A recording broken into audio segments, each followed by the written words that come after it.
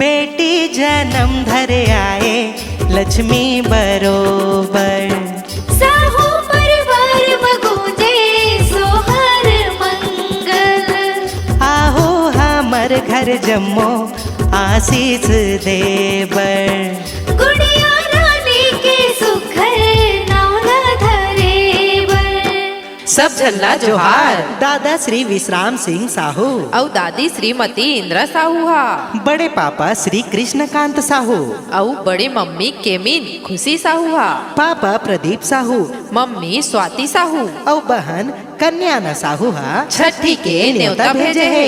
1 जनवरी दिन गुरुवार के ग्राम बोरझरा भखारा सबला आना है और छठी में धूम मचाना है। और पारस मनी मानस परिवार के साथ नाचना गाना है। और का कहा थे जानथा का डिग डिगा डिग डिगा वो डिगा डिगा डिगा। प्रदीप स्वाति घर आगे नवा सगा। डिग डिगा डिग डिगा वो डिगा डिगा डिगा। छठी ने सजा बुझे ग्राम बोरझरा। डिगा डिगा डिगा वो डिगा डिगा डिगा। लइका ला खेला वो जम्मू माई पिला।